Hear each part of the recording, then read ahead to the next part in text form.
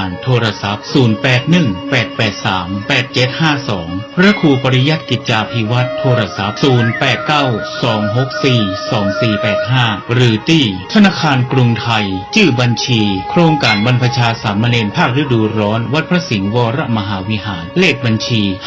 5400081 480ได้ตั้งแต่วันนี้เป็นต้นไป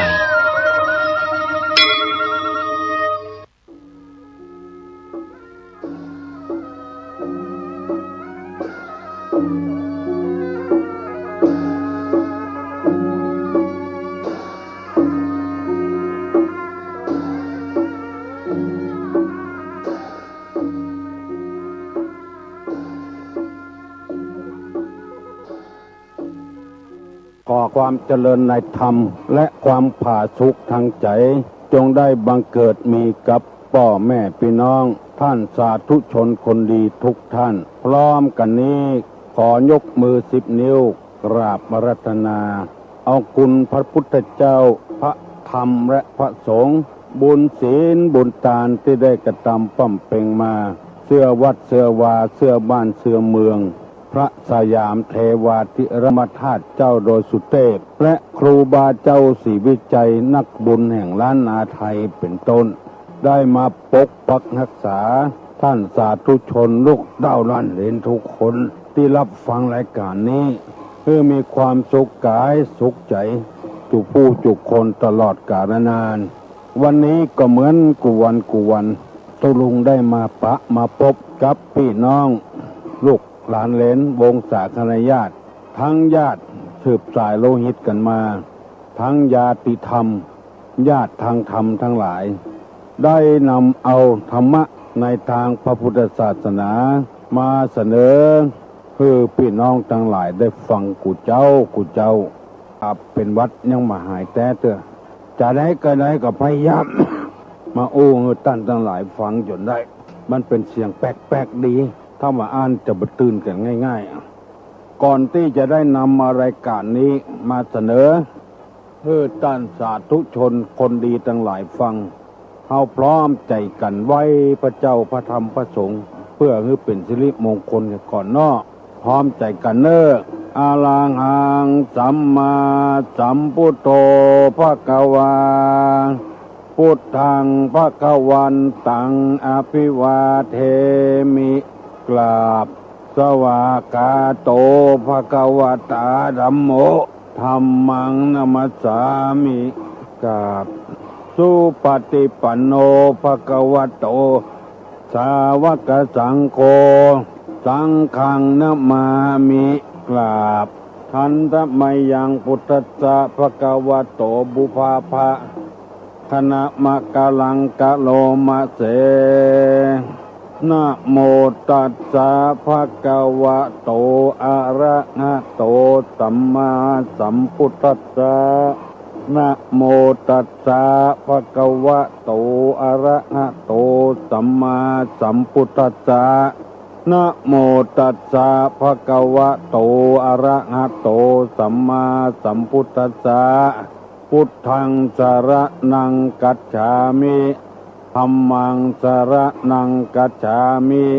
สังฆังสรณังกัจฉามิตุติยัมปิพุทธังสรณังกัจฉามิ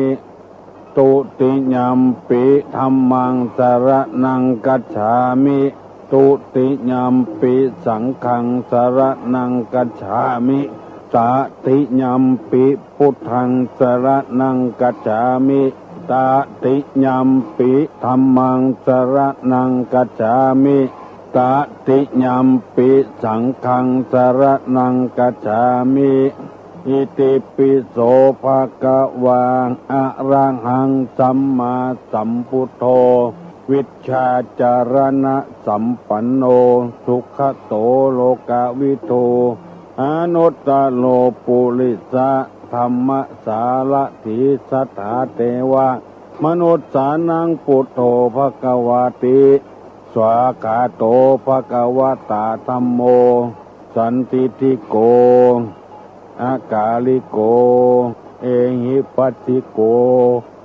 โอปนะยิโก ปัจจัตตังเวทิตโพมินโยหิติสุปฏิปันโนภะคะวะโตสาวกสังโฆอุจุปฏิปันโนภะคะวะโตสาวกสังโฆญาญะปฏิปันโนภะคะวะโตสาวกสังโฆสามีจิปฏิปันโนภะคะวะโตสาวกสังโฆญะติทังจัตตาปุริสาโยคานิ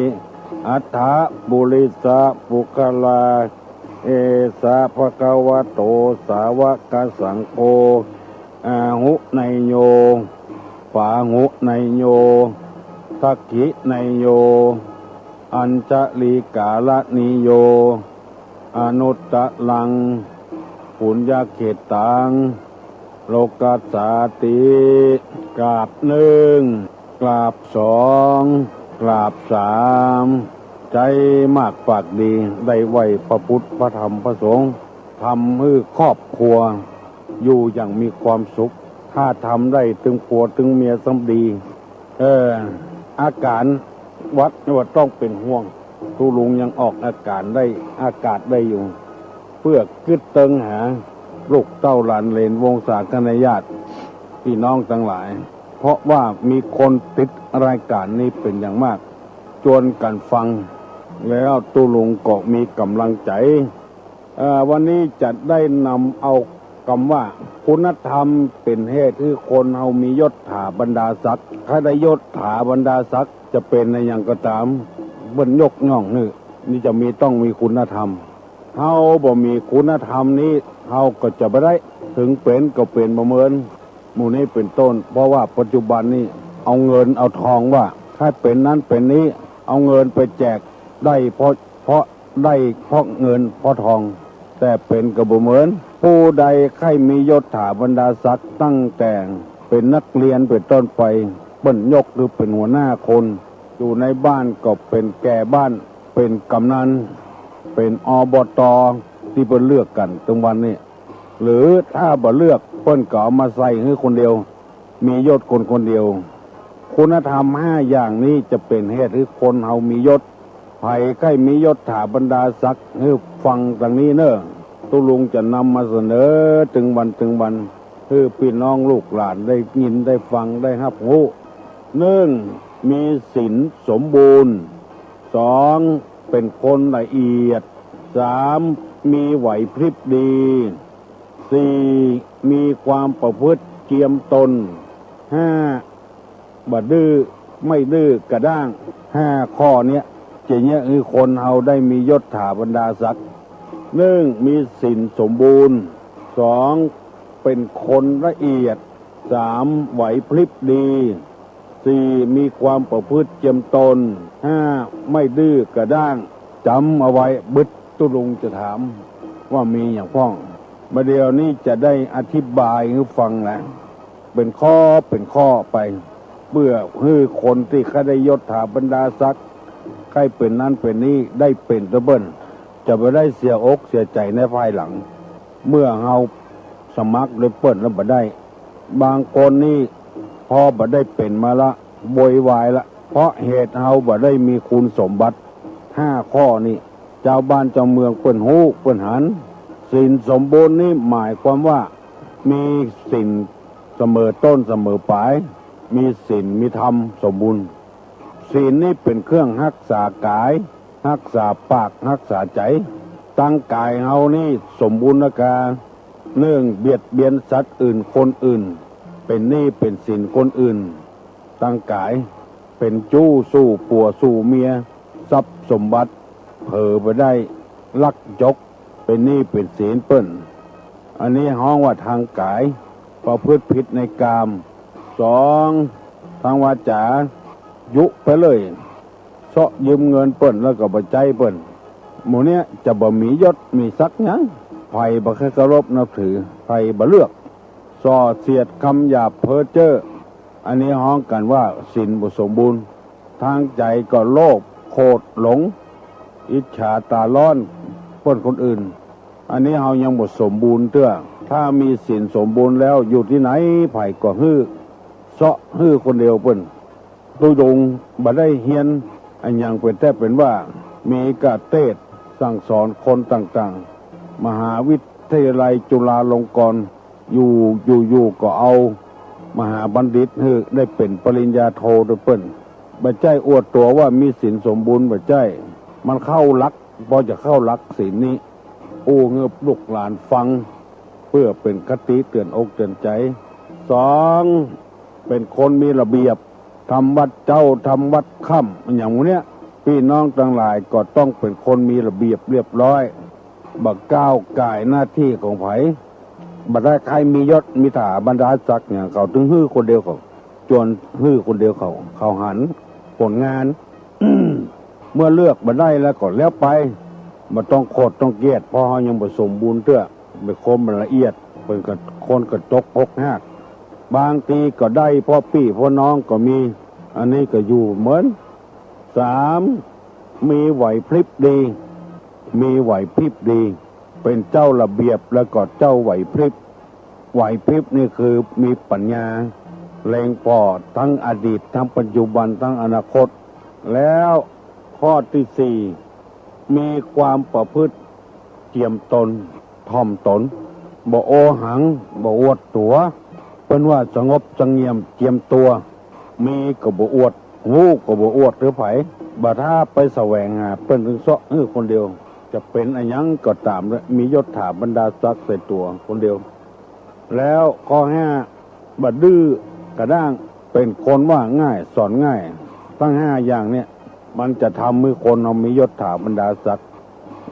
ตู้ลุงได้อู้กับพี่กับน้องม่อนอกม่อนใจสบายอกสบายใจกูเจ้าออกอากาศสดจะได้นำเอาสุภาษิตคนโบราณเปิ้นกล่าวไว้มาตักมาเตือนมาสอนพี่สอนน้องทั้งหลายโบราณเปิ้นว่าเข้าจะเสี่ยงกลิ่นหวานคนจะผ่านรับม่วนอันนี้เป็นกรรมบะเก่าเข้าจะเสี่ยงนี่หมายถึงว่าเข้าในเล้าในหลองบัดเดียวนี้มันบ่มีละเข้าในเล้าในหลองเพราะว่าเอานาไปแปลงบ้านแปลงจองใกล้มันจะเสี่ยงหลองเนี่ยมันกินล้ำเพราะว่าไปเข้าเก่าไข่คือมันอยู่กับเฮามันเบิ่นมันบ่อยู่กำก็เอาไปต่ำกำก็ไปต่ำเข้าจะเสี่ยงกลิ่นหวานอุปมาฉันใดคนที่จะทุกข์ยากอับจนจ่ายสตางค์ม่วนได้สตางค์มาก็บ่อยู่กับตัวเพิ่นบอกว่าเอาประหยัดเข้าของทรัพย์สมบัติไว้มีแถมกำหนึ่งว่าเกี่ยวกับข้าวกับน้ำเนี่ยโบราณเปิ้นว่าไว้ว่าคนจ่ายสตางค์เก่งไม่การกัวเจ๊กเล็กกัวฝรั่งสตางค์กัวคนไทยคนจันไรกัวตุเจ้าเปิ้นว่ากันมาเจ๊กนี่มันหาบไม่การจดพอฮักขำคอเอาไปก้าไปขายมันหันเจ๊กที่ไหนมันกัวที่นั่นแต่ก่อนนี่เปิ้นหาบครัวไปขายไปใช้ใส่รถจังบ่เดียวอันนี้เปิ้นแปลงเอามาว่า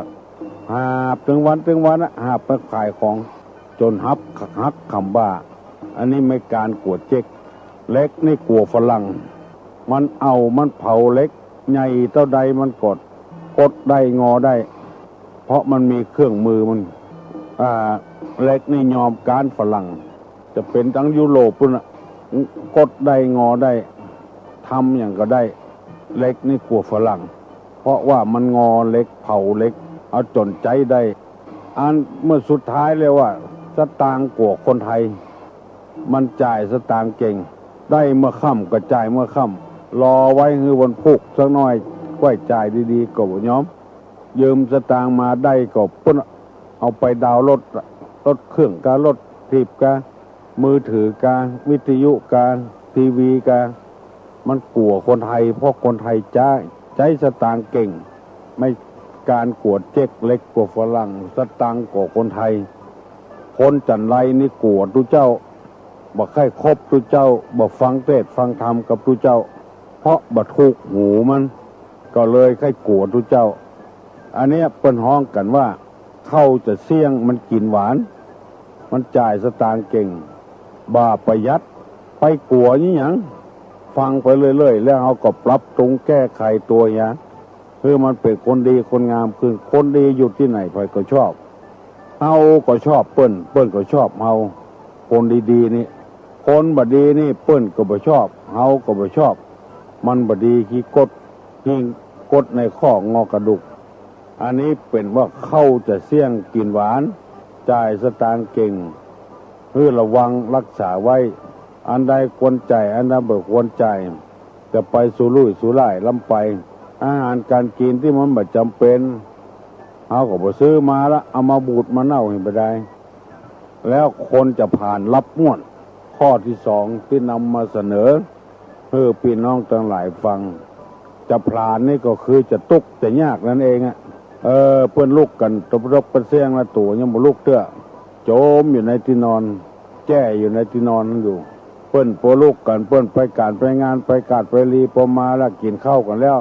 ตัวเจนจะลุกจะไปนึกว่าจะร่ำจะรวยถึงร่ำรวยถูกหวยรวยแชร์เป็นหน้าบุญของเก่าตัวเก่าก็บ่เหมือนต้องมีอันเป็นไปเพราะว่าเฮาบ่มั่นขยันไปได้สิ่งเหล่านั้นมาประหยัดตัวเองบังคับตัวเก่าตัวลูกเจ้าจะได้การได้งานนักอันนี้เป็นกรรมที่ตุลุงนำมาเสนอพี่น้องวงศาคณาญาติทั้งหลายฟังเพื่อเฮาทั้งหลายจะได้เป็นคนขยันมั่นเพียรเป็นคนมียศถาบรรดาศักดิ์กับเปิ้นกับต้านจะไปทำลายวงตระกูลของตัวเองอันนี้เป็นคำสอนที่ดีๆทั้งนั้นนำมาเสนอกูเจ้าเพื่อเอาได้คิดว่าในศาสนาโบราณคนเฒ่าคนแก่ถ้าแปลงบ้านก็แปลงวัดแปลงไว้ยี่หยังแปลงไว้เพื่อให้เอาได้ฟังน้ำทำคำสอนแล้วนำไปประพฤติปฏิบัติเป็นเรื่องทางจิตทางใจบัดเดียวนี้บ่ได้ละเปิ้นจัดสรรบ้านบ่มีวัดมีวาละบ่แปลงวัดของวาละเอาสตางค์ที่ไหนมาซื้อที่แปลงวัดตารางวาละ10,000 20,000แล้วที่จะแปลงวัดต้อง6ให้ขึ้นไปก่อนถึงจะแปลงวัดแปลงวาได้จัดกับคนเฮาที่จะหล่มนึกว่าใครมีละไปข้างหน้าแล้วศาสนาอื่นก็มาเผยแพร่ย่ำยีเอาไปวันคน2 คนเพื่อเฮาบ่ได้ฟังธรรมมือหูกันความจริงพระพุทธศาสนานี่สอนละเอียดอยู่แล้วดังที่เฮาอู้กันมาประเดี๋ยวนี้เข้าจะเสี่ยงกินหวานคนจะผ่านรับม่วนก็ดีคนที่ใครได้ยศถาบรรดาศักดิ์จะต้องมีศีลสมบูรณ์2เป็นคนละเอียด3มีไหวพริบดี4มีความประพฤติเจียมตน5บัดดื้อกระด้างอันนี้เป็นคุณธรรมทางศาสนาทั้งนั้นบ่ได้สอนไปอย่างอื่นสอนให้คนเอาประพฤติปฏิบัติอย่างนี้วันพุกยังมีทำอยู่จะได้นำมาเสนอพี่น้องทั้งหลายเกี่ยวกับยศถาบรรดาศักดิ์เนี่ยวันนี้มาถึงเวลานี้6 โมงเกิงแล้วไผ่ยังบ่ลุกก็ลุกอย่าเน้อบอกว่าบ้านไกลแต่ว่านี่มีแม่ออกจากอำเภอเมืองแจ่มแม่แจ่มไปไหว้พระบาทสี่หอยแล้วปากันมาแวะเยี่ยมตุลุงเอาผักไม้ใส่เครือมาถวายขอยินดีกับกันบ้านจังครึ่งอำเภอแม่แจ่มตั้งนั้นก็ฮับเอาดังอินเทอร์เน็ตขยายเพื่อความรู้แก่เจ้าบ้านเจ้าจองเพิ่นว่าฟังแล้วมันม่วนโดยเป็นคำสอนที่ถูกต้องโดยคนเฮาก็ได้ขยันมั่นเพียรให้เพิ่นยกย่องเทิดทูนเป็นคนดีคนงามก็ต้องมีคุณธรรมดังกล่าวนี้ขอแสดงความขอบคุณและยินดีกับแม่ออก7-8 คนมาถึงที่วัดที่วามาแว่พอ เพราะว่าตุลุงจะบับนิมนต์ไปไก่ละไผ่ใกล้มาพอก็มาพอที่วัดแล้วแถมอย่างหนึ่งไปก็ค่อยไหวแล้วอายุนักแล้วจะอยู่ในวัดเนี่ยเผยแพร่น้ำธรรมคำสอนไปเจอน้อยของเอาฟังกรรมกันเตอะบ่มีกระด้างกระเดืองบ่มีทิฏฐิบ่มีมานะมีสัมมาคารวะมีอัปปัจจยมัยประพฤติถ่อมตนแก่ผู้ใหญ่อยู่ที่ไหนก็อยู่ม่วนกินม่วนถ้ามีทิฏฐิมานะกระด้างกระเดืองอยู่ที่ไหนก็บ่ม่วนจะต้องค้นคว้าปฏิวัติสารพัดอย่างเอาจนได้จนเป็นบัดเดียวนี้ตุลุงจะถามเด้อไผได้ฟังบ่ได้ฟังป้องคุณธรรมเป็นเหตุได้รับยศ5อย่างที่ตุลุงมาอู้มาตะกี้เนี่ยมีอันอย่างพ้องใครจำได้ลองโทรศัพท์มาหาตุลุงลอง053-121-058ฮัลโหลสวัสดีเจ้าก็ได้ตอบปัญหาที่มันตอบปัญหาจะได้ยังสนับสนุนเรียนฝากกินม่วนตามข่าวกินผ่านตามเขาไปหันไปวัดในแรงเปิดกระซิบแน่นอนเปิดมีควายนะกินตามข่าวกินหวานตอนต้มกินหวานตามต้มไปเมื่อไหร่ไปนั่นไปเดินทางอุปคุตเดินทางวัดพุทธที่แม่แหลมเจ้าเรียนดีมาพูดถึงคำเก่าคำหลังจิตคอยเก่าต่อการที่ได้ดูมาดูดีกันไปเข้ารับเพื่อนเข้ารับเพื่อนมันม่วนใจเนาะเราจะได้เป็นคนที่คนนี้มันจะต้องมีศีลแม่นเนาะถ้าแบบนี้ศีลสมบูรณ์มันจะเป็นได้อย่างทุกว่ามันเป็นบัดเหมือนมันเป็นเหมือนนะมันเป็นอันไปคนเดียวมันเกือบใครต้องไม่ไหวจะเป็นฮ้อนกว่าเดียวเกือบบ่เป็นสัญญาบัตรรักพระเจ้าไว้ขายเนาะเล่นจูเมียเจ้าบ้านสะปะสะปืนเป็นมาเหมือนมันฮ้อนคนเดียวมันศาสนาพวกเขาเนี่ยมันเป็นไผ่ตั้งต้องมีอันเป็นแม่นอ่ะเพราะว่าเหมือนน้ำทะเลหรอกของที่มีชีวิตตอนจะอยู่ในทะเลได้ป่าตายกันอย่างตายมันอยู่ไม่ได้มันเคยตื้นหมดคนทำบดีมันก็หากดคนเดียวมันพระพุทธศาสนานี่นะเหมือนน้ำทะเลอย่างลุงท้องของวันเนี่ยนาทีของมรณภาพไปหมดละถ้าไม่ต้องมีบุญต้องมีศีลสมบูรณ์เป็นเศษทั้งเศษมันจะเป็นไปไก่กาดพลังโอกาสเด็กกายยังไม่อย่างหมดนั่นดาวบุญรักษาบุญรักษาเนาะมีศีลสมบูรณ์แต่สายบุญเป็นสายบุญเนาะมียศถาบรรดาศักดิ์ขึ้นมาเนาะนั่นแหละขอเรื่องใดก็ขอไม่ขอสาทุกปีคือใครอยู่ไปแต่อยู่เหมือนจะอยู่ได้นั่นน่ะเต้าที่อยู่ได้บุญนี่คือกดไปต่อเอามันมาปกเอาอดมาได้อดมาได้กะอดมาได้นะโทรมาอู้กันมาได้เนาะยินดีนะหนานเนอะครับสวัสดีครับพ่อหนานจูบ้านอยู่เชียงยืนบ้านอุ่นอาลีโทรมาหาไผ่ได้ตอบได้จ้าตอบมาเนอะฮัลโหลนมัสการเจ้านมัสการไหว้สาเนาะไหว้สาแม่แจมไม่ใช่ก็น้องหอยที่จะได้น้องหอยเสาหินน่ะอันเก่านั่นเนาะเขาฟังถึงวันแต่เปิดถึงวัน1 ข้อ 1เป็นคนที่ทำสม น่ากันสอง เป็นคนที่ระเบียบ ระเบียบ เรียบร้อยนะ ค จ๊ะ รับละเอียด ข้อสามเป็นคนที่ไหวพริบปฏิภา เออ ณปัญญาดี อื นะจ๊ะ ม ข้อสี่นี่มีความประพฤติดี เออ ถ่อมตนนะจ๊ะ คนอมน้ำถ่อมตนนี่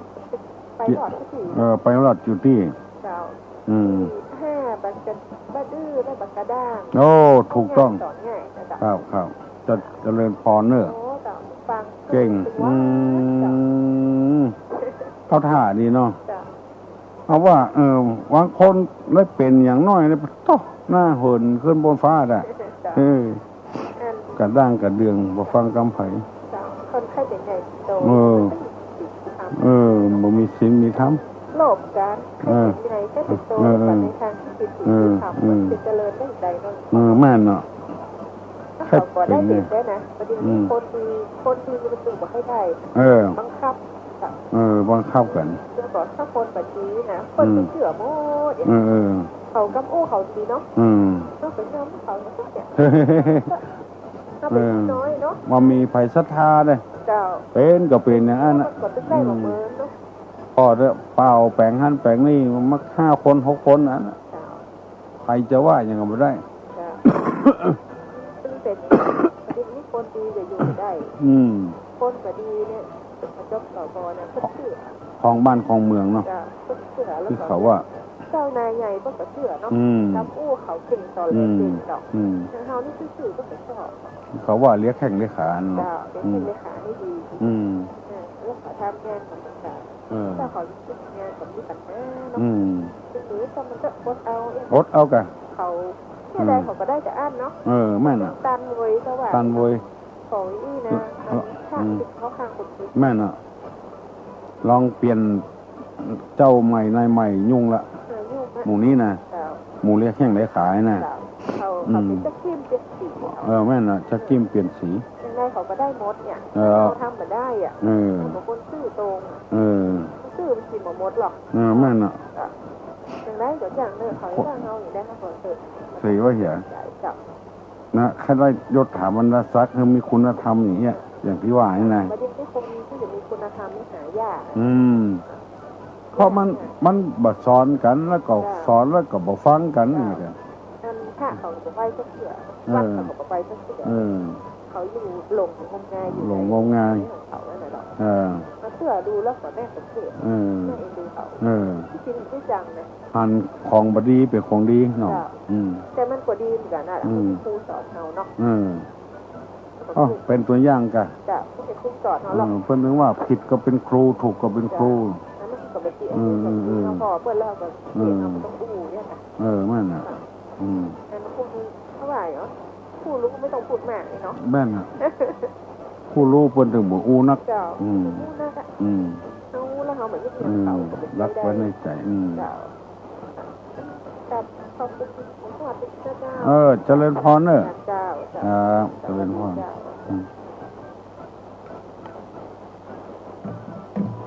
เปิดตอบไปแล้วเนอะใครที่ตั้งใจจะตอบบัตรตันก็เป็นอย่างก็ตอบวันพุธแถมก็ได้ฮัลโหล รัชการตุลุงเจ้าเขาเจ้าของตุลุงอู้เห็นกั๊มแล้วก็ไม่การขวดเช็ดเล็กขวดฝรั่งและอย่างขวดที่เจ้าแต่ที่เจ้าเมาสมห้างเจ้าไปห้องน้ำไม่การกวดเจ๊ก เจ้า เล็กกว่าฝรั่งสตังกว่าคนไทย คนจันไรกว่าทุกเจ้า กวดคนไทยคนเราจะเอาไว้สอนนักเรียนเท่าเป็นครูแหละ เจ้า สตังกวดไม่การกวดเจ๊กเล็กกว่าฝรั่งสตังกว่าคนไทยคนจันไรกว่าทุกเจ้าคนที่ตุลุงว่าห้าอย่างแล้วนะมันจะมีแต่เจ้ามีแต่นะมีแต่เจ้านี่หลักของศาสนาเจ้าข้าเจ้านี่ปฏิบัติธรรมอยู่ก็มาแต่ตุลุงป่าหลวงบ่แต้มาหลายอันนี้เป็นธรรมชาติละเจ้ามาหลวงกับมาหลายนี่ใหญ่ตุ้ยบ่ได้แล้วมันอันนั้นมันหลายคนเนาะเจ้าบ่แต้เจ้ามีเงินปันใดก็หลวงปันใดก็ประสู้มาหลายบ่ได้ก็ต้องเงียบเหมือนคนเหมือนมีปากในดอกอันธพาล เจ้า อันธพาลของบ้านของเมือง หนึ่งแล้วเจ้า อืม เจ้าก ำบัด ขอบคุณตุลุง ก็ เจ้าก ำบะมีแปลงใส่กำบะใหญ่แปลงเอา หนึ่งแล้ว เอ เจ้า อ เออ ขอบคุณ มัน เจ้า ก็เจริญพรที่ไหนอ่ะ สันทรายเจ้า ทันซ้าย เจ้าไปได้สอนท่านสันทรายเจ้าบ้านเจ้าอยู่สันทรายเจ้า เออ เจริญพรเนอะ เจ้า เออ เจริญพร โอ้2-3 สายละ ดีใจที่โทรมาอู้กับตัวลุงคือตัวลุงสบายใจตัวม่วนใจตัวเพราะว่ามีกำลังใจ ที่คนมาอู้มาเอ่ยกับกัน ต่างคนเขาเป็นญาติกัน ญาติต่างธรรม ปฏิบัติตามหลักธรรมคำสอน ในทางพุทธศาสนานี่บ่ได้จักจวนฮื้อไผ่เคารพศรัทธาเลื่อมใสในศาสนา พุทธศาสนานี่นะมีอย่างเดียวนะขอให้คนฟัง แล้วนำเอาธรรมะนำไปประพฤติปฏิบัติ อันเนี้ยวิถีของพระพุทธศาสนา สอนให้คนนั้น อยากได้ยศถาบรรดาศักดิ์ก็เป็นอะไรอย่างกา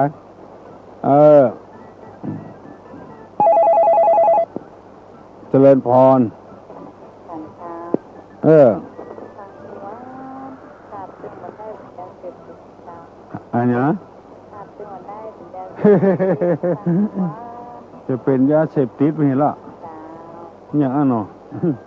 มันบ่ได้ฟังมันอยู่ในวงจร ไอตัวอย่างตัวม่วนอยู่ ธรรมชาติ อืม มันเป็นธรรมชาติอะ เออ เจ้า อืม อย่างธรรมชาติเจ้า ยินดีเนอะดอยบ้านดอยอ่ะ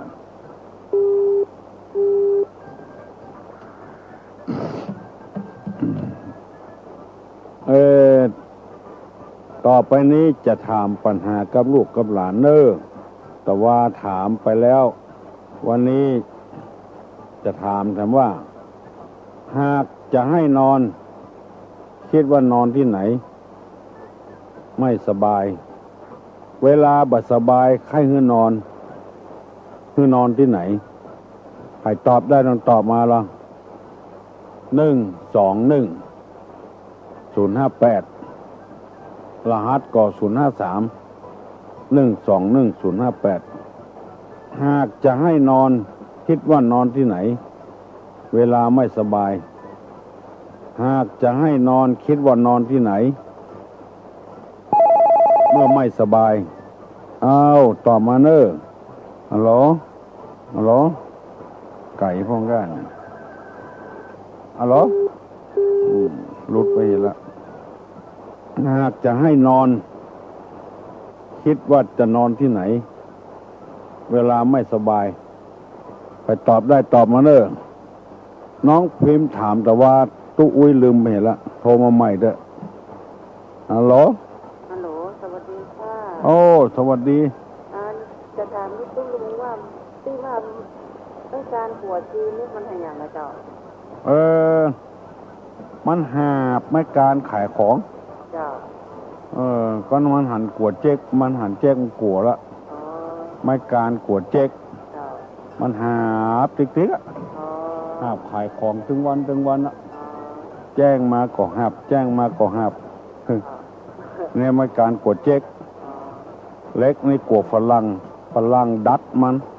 เอามันมาแปลงของใจแปลงขัวแปลงสะพานได้หมด อ๋อเจ้า สตางค์นี่กลัวคนไทยมันจ่ายเก่ง อ๋อ คนจันไรกลัวทุกเจ้า เจ้า ปะทุกเจ้าที่ไหนก็หนีกลัวเปิ้นจะสั่งจะสอนกลัวเปิ้นจะว่าอย่างเงี้ยก็ อ๋อเจ้า คนจันไรโลกคนบักใครมีศีลมีธรรมนะกัน เจ้า น้ำสถานเจ้า ที่ไหนอ่ะลูกไหนมา ค่ะ โทรลูกไหน เจ้าจังรถติดเจ็บนี่เจ้า อ๋อดอสเตปนี่กัน เจ้าเจ้า ยินดีเนอะ นอเจ้าวันนี้สถานเจ้า เจริญพรหากจะให้นอนคิดว่านอนที่ไหน เวลาไม่สบายฮัลโหล เจ้าวัดดีเจ้า นอนที่ใจลุง ใช่เถอะ ใช่เจ้า มาสบายกายนะ ค่ะ เออ ไม่มียาไม่ก็ยังสบายเจ้า ตั้งกายลูก ร่างกาย สบาย สบายกายอ่ะให้นอนที่ไหนจะให้นอนเวลาสบายทั้งร่างกายจิตใจบอกว่านะนอนห้องยาน่ะกะนอนห้องยาก็แบบสบายแล้วเป็นห่วงอยู่เป็นห่วงใจบาได้เกี่ยวกับใจเกี่ยวกับกายเวลาสบายนอนที่ไหนก็ได้อ่ะเวลามันสบายก็นอนห้องยาบ้างที่ไหนอ่ะจะมาคอยเจ้าสันก็คอยพุ่นเจ้าโอ้ยินดีเลยเจ้าเจริญพรเวลาบ่สบายก็นอนห้องยาเก่งคลองอะไรที่น้ำไม่ไหลทะลุถึงกันคลองอะไรที่น้ำไม่ไหลทะลุถึงกันมีคลองอะไรอย่างพ่องฮัลโหลไม่ทราบเจ้าตุลว่าจะมาโทรมาแล้วนะว่าจะมาโทรมาละจะฟังมันได้เหมือนกันนะมันอดบ่ได้วันนี้รู้สึกว่าการออนแอร์น้ำฟังบ่ค่อยชัดต่อใดเนอะทั้งยาเจ้าเสียงเบาขนาดเลยผู้สายเลยได้น้องฟังอยู่นี่มันเบาขนาดเลยเบาไปหมดค่ะอย่างอันหาพ่อยังมาหูเหมือนกันบอกคนที่คุมหน่อยเตอะว่าให้เร่งเสียงขึ้นหน่อยบอกให้คนคุมเสียงว่าให้เร่งเสียงขึ้นหน่อยเพราะว่าฟังแต่ละคนเนี่ยเบามันบ่ค่อยดังเท่าใดนั่นกะต้องตอบเลยเนาะคลองตันหรือเปล่าคลองตันเจ้าถูกเนาะถูกละถูกต้องละยินดีเนอะนี่เสียงพี่เจ้านาเนอะเสียงพี่เจ้านาเมื่อไหร่ตะกี้นะไม่น่ะตีว่าเป็นยาเสพติดอ่ะแม่นะคะขนาดน้องตะคืนนอนดึกขนาดฟังอาจารย์ดร.มหาสวัยดึกไปดึกเตื้อนะตื่นมาตันตุลุงอยู่นะเป็นมันยาเสพติดเต้ยนะเจ้าเต้เนาะเจ้าเอาไปปั่นยังน้ำเหลือแล้วฟังพ่องก็ได้ยินดีนะเจ้าเจริญพรตั้งไก่บักแค่ได้ยินเนอประเดียวนะมหานโทรมาถามว่าจะถามเนอะเท่าครกใบปลกดินอันอย่างก่อมันเต้าครกใบมันปลกดินอันอย่าง05121058058ฮัลโหลฮัลโหลภาษาฮะภาษาได้ยินแล้วนะจะใครนะครับจะใครเนาะถูกต้องแล้วครับต้องแล้วครับก่อเท่าคกใบปกดินคือตะไคร้ต่อไปจะถามเนอะกับดักเหนียวปากน้ำ4 ตีนย้ำตายแน่นอนกับดักเหนียวปากน้ำ4 ตีนย่ำตายแน่นอนอันอย่างเหนียวปากถ้ำไม่ใช่ปากน้ำ4 ตีนย่ำตายแน่นอนฮัลโหลภาษาเจ้าลุงภาษาจะตั้มเขาฟังสวดมนต์เลยค่ะตุลุงตุวันคือเจ้าเจ้าบัดตันเขาบัดตันเปิ้นเจ้าบัดตันเปิ้นมือช้าไปหน่อยไหวจ่าเอาเนาะปฏิบัติตามตุลุงนะเนาะปฏิบัติตามมากกันเจ้าตุลุงจัดไปเมินนะเจ้าจะพยายามเนาะจะพยายามจัดเมินเจ้าแบบนี้อย่างอูแล้วเนาะของตุลุงหายป่วยหายวันหายคืนเนาะโซกไหนมาคือลูกในเวียงนี่เจ้าในเวียงนี่ไรเจ้าจะตั้มเขาแล้วฟังดึงวันเจ้าฟังดึงวันไม่ต้องนี้นะกาปูว่าเอาตุลุงปูกะดีนะแกขอให้ตุลุงหายเลยนะเจ้าพยายามเจ้าอีนะเจ้าเจริญพรเจ้าเจริญพรก็คนใดก็ที่ฐานให้ตุลุงหายเว้ยดีอกดีใจตัววันพญาตินี่มันเป็นพญาติประจำตัว จัดลำคาญมาก็อดเอาแปลงใจดีบ้านบ้านนี้เมืองนี้บ่ใจไผแล้วเฮาก็บ่ได้อยู่สร้างความเดือดร้อนให้ไผยังมีโอกาสที่สร้างสรรค์คุณงามความดีอยู่จะหันได้ว่าเจ้าบ้านเจ้าจองวัดวาเปิ้นจะแยะหยังก็ขอคือมาช่วยออกความคิดความหันคือเป็นหัวหน้าหัวตาคือเป็นกรรมการอยู่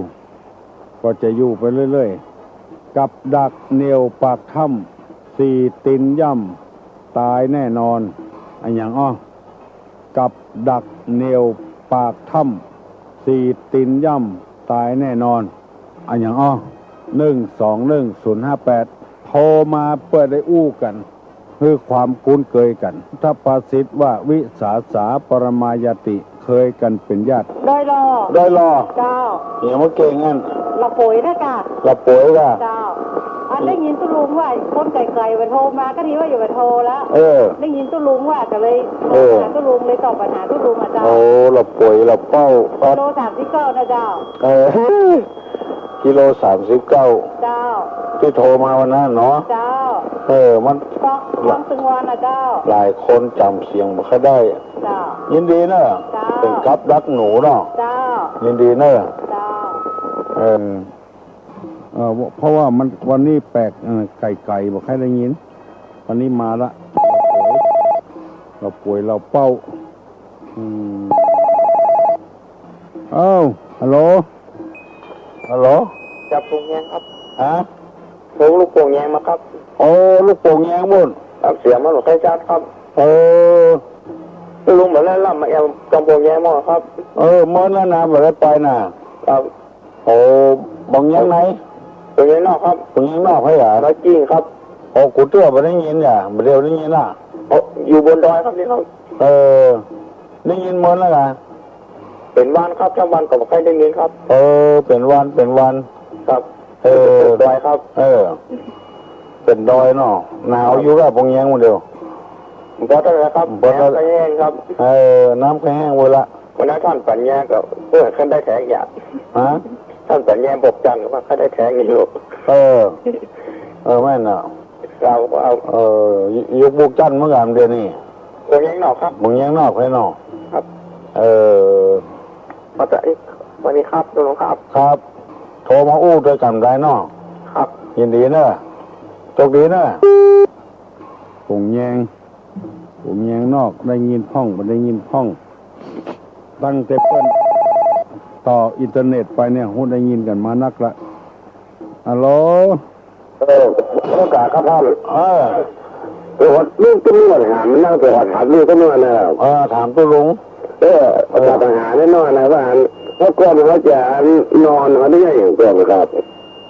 ก่อนเขาจะนอนนี่อย่างก่อนครับถามมันจะมาฮอดหรือเปล่าบักไก่ครับใส่ลูกไปบัได้ครับบักไก่ครับบักไก่ครับอยู่ทางนี้วัดตุลุงเนี่ยครับก่อนเขาจะนอนเขานี่อะไรกันครับก่อนจะนอนนี่ได้เหรอก่อนครับถ้าอย่างตุลุงว่านี่คือนั่งเหรอก่อนเนอะไปโลดนอนมาได้เลยก้นนะทุกข์อ่ะแล้วครับเป็นนับหายนับเช้าก็ได้นะครับนับได้นับก้นนอนในแล้วมดหัวเนาะนั่งเนี่ยก่อนควรนอนถูกต้องยินดีนะครับขอบคุณครับเจริญพรครับเจริญพรจะนอนก็ต้องนั่งเฮียก่อนน่ะเพิ่นว่าจะข้ามน้ำพอเปิ้นไปก่อนนับได้นับข้ามดีบ่ดีจะดิกน้ำเวลาจะนอนก่อนต้องนั่งเฮียก่อนแล้วก็นอนเป็นปัญหาเช่าถามตุลุงมาจะว่าบ้านก็บัดใจปลูกไว้โดยเสาต้นเดียวมันจะเป็นอะไรอย่างนี้จะว่าบ้านก็บัดใจปลูกไว้ที่เสาต้นเดียวจะเป็นอะไรอย่างนี้ไปตอบได้ตอบมาหรอฮัลโหลเจ้าน้องพิมพ์เจ้าก็ตีมันหัวเจ้าศาลพระภูมิเจ้าแต่ว่าถามว่าอะไรก็ตุลุงลืมไปละอะไรทำไมมันเจ้าอะไรทำไม อะไรทำอะไรใช่หรอปัจจัยทำกรรมเอาเล็กแบ่งไม้ทำกรรมน่ะมีแล้วเหรอจะถามพี่ลุงมาถามพี่ลุงเจ้าจะถามคนอื่นถามว่าอะไรปลากระป๋องเจ้าอะไรปลากระป๋องเจ้าปลากระป๋องไม่ใช่ปอรอนะเจ้าปลาเจ้าอะไรปลากระป๋องเจ้าอันนี้ปัญหาน้องพิมพ์เนี่ยอะไรปลากระป๋องเจ้าคือเป็นตอบเนาะเจ้าใครตอบได้ตอบมาเนอะอะไรปลากระป๋องอะไรปลากระป๋องใครตอบได้ตอบมาเนอะโลเจ้าไว้สาเจ้าถ้าปัญหาน้องพิมพ์เจ้าอะไรปลากระป๋องก็คือหินแล้วเจ้าหินเจ้าหินเจ้าไปหินกับก้อนดินเนี่ยเจ้าคือปลากระป๋องนะเจ้าปลากระป๋องเจ้าไม่ใช่ปลาเนาะไม่ใช่เจ้าคือปลากระป๋องคือขวางกระป๋องบ่หินก็มาหินก็ลูกฟุตบอลปลากระป๋องน้องพิมพ์ไม่ได้ถูกกับถูกเดี๋ยวนี้อู้ไป7 โมงแล้วฮะโวยนะอู้กันคำเดียวก็ได้ละถูกก่อนน้องพิมพ์เต้าลูกหินก็ได้เล็กก็ได้ลูกบอลก็ได้เจ้าลูกบอลก็ได้น้องเจ้าถูกแล้วเนอะน้องติดตันตอบมากี่ปลากระป๋องฮัลโหลไว้จ่าครับถามที่หานซีเจ๊อย่างคนเนาะครับเขาไม่อ่านซีเครื่องหนังครับตัวลงก็ได้อธิบายมาแล้วครับผมไม่หารซีคืออะไรมีที่ก็ครับบางปังม่วงเปิ้นถามมาว่าผมไม่วิหารซีคืออะไรไอ้หนังข้องฮัลโหลจะถามปัญหาทุกลุงนะไอ้คืออย่างไรไอ้คืออย่างไรไอ้คืออย่างครับไอ้คืออย่างถามทุกลุงครับไอ้ตรงวันเลยคืออย่างไรคืออย่างไรไอ้แปลว่าฉันอยู่แปลว่าเธอมารู้กะมารู้เลยได้บอกคือวัดกะวัดเนาะมาจากวัดเนาะครับพอจะตอบด้วยนะผมมาถูกแล้วเนาะผมกับไอ้กันดูแต่กลางนะนี่ไงคือวัดอ่ะเนาะครับแต่กลางเลยกลางนะสันกลางมันมอนวะครับผมถึงวันนะฟัง1 วันมันมันได้เลยมันใหญ่มันก็เติงอ่ะทุลุงนะเติงอ่ะทุลุงก็ม่วนแต่เนาะมันม่วนเลยม่วนใจครับฟังได้กันแล้วทุลุงเนาะฟังได้เนาะครับหัวประจำนะมาคูณเนาะครับวันนี้ดีแต่ว่าก็อันไหนก็ได้อ่ะเพิ่นบ่ทายครับก็ทายตอนปลายนะครับวันนี้ดีครับกลางเนาะครับยินดีเนอะอายุวันโนสุขังพลังอู้ไป7 โมงแล้วเดี๋ยวนี้ขอบคุณอนุโมทนากับพี่น้องทั้งหลายทุกคนที่ได้โทรเข้ามากับตุลุงเป็นพี่เป็นน้องกันสบายอกสบายใจฮัลโหลไว้สาเจ้าตุลุงเจ้าตอบปัญหาฝังห่วงกันนะพรหมวิหาร4เป็นที่อยู่ของพรหมมีเมตตากรุณามุทิตาอุเบกขาเนาะตอบสั้นๆแค่นี้ทำเป็นที่อยู่ของผู้ใหญ่เนาะพรหมนี่คือผู้ใหญ่มีเมตตากรุณามุทิตาอุเบกขามันถูกต้องละยินดีเนอะมันดีมันถูกต้องแล้วคนใดใครเป็นผู้ใหญ่คือมีธรรม4 ประการ เมตตากรุณามุทิตาอุเบกขาเมตตาปรารถนาจะให้คนอื่นเป็นสุขกรุณาสงสารคิดจะพ้นทุกข์ฮัลโหล ฮัลโหลสวัสดีเจ้าตุลุง จะถามตุลุงก็ได้เจ้าจะถามตุลุงว่า2 หู8 มือคืออย่างเจ้า 2 หู 8 มือ เจ้า คืออย่าง คำ2 หู 8 มือคืออย่างเจ้า แล้วตุลุงตอบเนาะ เจ้า มีนหม้อขาง ถูกแล้วเจ้า ฮะ ถูกแล้วเจ้า มีนหม้อขาง เจ้า ตุลุงบ่ต้องเกิดนักอะพอได้ยินก็ตอบได้ละเคยตอบให้กำเตื้อฮัลโหล ดูครับ ตอนนี้ตู้ยังมาเอาเอกวะเต้ขึ้นมาเต้โทษครับ เอาอย่างเต้นอย่าง เต้แบบเต้แบบนี้เรื่องกันดอนนะครับ โอ้ตู้เสียงบดีไม่เห็นล่ะตู้เสียงบดีไม่เห็นล่ะ ไหนสมองที่ไปที่ยังดีครับ โอ้เป็ดว่าใครได้แล้วเว้ย ชอบฟังครับ มันอิดนะไปฟังสถานีอื่นด้วยเนาะ มีครับ มีกะ ผมทำเป็นยีนเสียเลย นั่นกะ ครับ วัดเนี่ยวัดไฟหินเนี่ยเพื่อเอาออก อ๋อ ออกบ่อยอ๋อ ตู้เต้นมาได้เลยนะมาเดียวนะ อ๋อแต่ได้ยินพูดลุงเตี้ยสมัยผมน้อยๆหรอ โอ้นั่นกะ ครับผมชอบตู้เตี้ยนะครับ คอยก่อนนอท่านสบายจะเอาเต้นให้เนอะ ก็วันไหนสัก5 นาทียังดีแล้วครับ 5 นาทีดีเนาะ ครับมันน้อยแบบ มันของอย่างนั้นมันใจเสียงตัวหายใจยาวก็บ่ได้อ่ะโอติจัตโตจะมาติจัตสะโมตัมมานาเอียเนาะ ครับเต้จะอธิบายเกี่ยวกับเรื่องอ้วน อธิบายไปครับแล้วผมเรียกฟังเจ้าทุกปีเลยผมรู้ โอ้แต่ ครับ ตอนนี้จะพอก่อนเพื่อสบายดีๆก่อน ครับ จะมาอย่ามาเตะให้ฟัง ไหนสมบอกแค่10 นาทีมันน้อยก็บ่นไปนะ โทรมาจากที่ไหนอ่ะ เจ้าสถานีรถไฟดีครับ โอ้ปุ้นกะ ครับ มันไก่วัดไก่วาตำปุ้นนะถ้าเกิดตัวเจ้าบ่เดียวก็เตะว่าแค่เป็น ครับ ต อนนี้มีอยู่ในห้องนอกนุ่มๆแล้วครับเรื่องที่ไหนก็บอกโอ้โห วัดอย่าง ว่าก็บอกว่านุ่มๆแล้วครับแต่ก่อน อ๋อเตะในวิทยุอ่ะ ครับ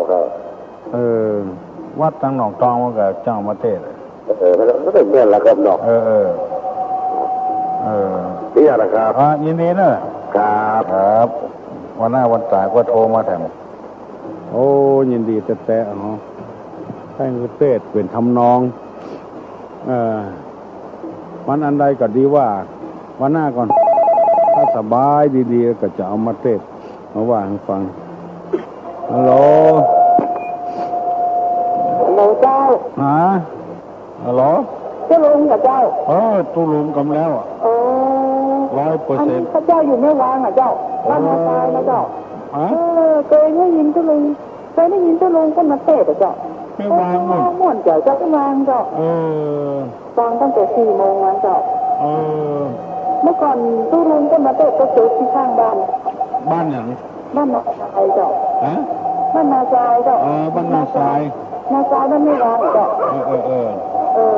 ม่วนว่าเจ้าจะได้ตุลุงก็เตะก็ได้แล้วแบบนะบ่ได้แล้วนะเขาถึงบ้านเมืองนะตุลุงเขาตึ้งบดีจ้ะนะจ้ะคนบดีนี่นะเนาะจะได้ตึ้งบดีจ้ะเขาตามพื้นบ้านของเขานะอันพื้นบ้านของเขานี่นะเขาบอกว่าคนดีแล้วนะเขาบอกว่าบดีเจ้ะเขายังมาพูดว่าละอ่อนเกิดมาเป็นหนี้เป็น70,000เนาะสมัยก่อนแล้วDNA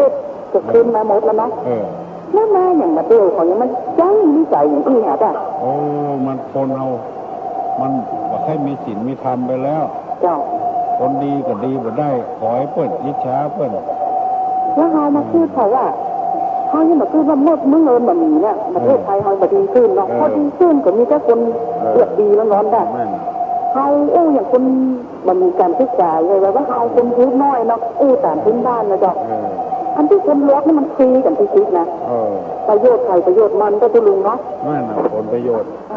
จ้ะมันมีมังเมินนั่นแหละจ้ะ เมื่อพ โอ้ ญา โหเป็นน้ำลาดเลยใจเลยใจคือใจใจ ฟังเนอะ เดี๋ยวหลานเลยกองตัวนะพี่ลุง ฟัง หลานน้อยมาบ้านให้ฟังพี่ลุงเต้อะนั่งไหวฟังตัวนี่ ยินดีเนอะ เจ้า เจริญพรเจริญพร ขอบคุณเจ้า ขอให้อยู่ดีมีสุขอายุมั่นขวัญเงินมีโชคมีลาภผู้คนสปีติโยวัจจันตุสัพพะโลโกวินัสสตุมาเตภวะตนตรายโยสุขีที่คายุกูภวะอภิวาธนาสีริสานิจังมุทาปจายิโนกัตตาโลธรรมาวัฏันติอายุวันโนสุขังภลัง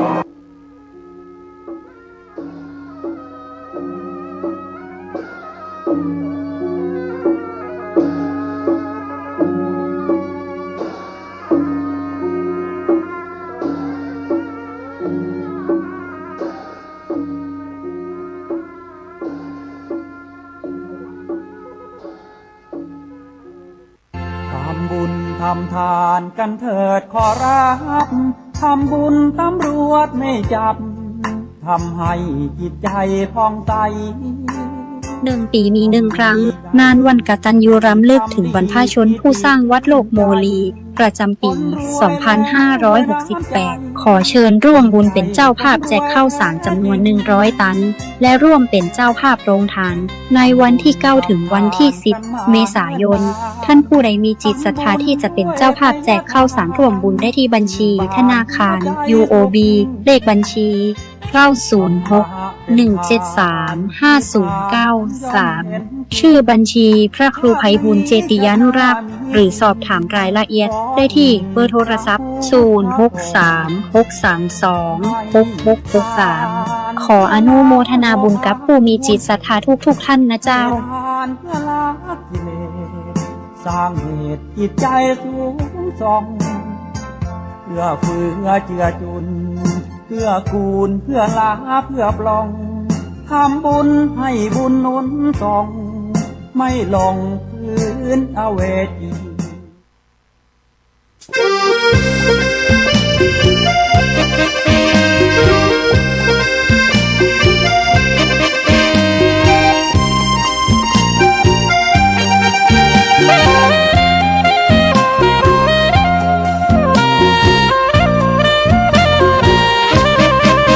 สถานีพระพุทธศาสนาฝากเสียงลอยมาบอกบรรดาญาติโยมที่มีใจใช้ธรรมฉโลมที่มีใจใช้เพลงฉโลมบอกบรรดาญาติโยมให้ฟังคลื่นนี้ สถานีตั้งไม่ไกลไม่ไกลตั้งอยู่ทั่วเมืองไทยชวนคนไปทำดี เชิญฟังกันทั้งวันดีเจสร้างสรรค์พากันสุขีใครอยากฟังธรรมเชิญทางนี้ใครอยากฟังธรรมเชิญทางนี้หรืออยากฟังเพลงดีๆเปิดคลื่นนี้นะคุณสถานีพระพุทธศาสนาฝากเพลงลอยมาย้ำชาวพุทธสร้างบุญธรรมะ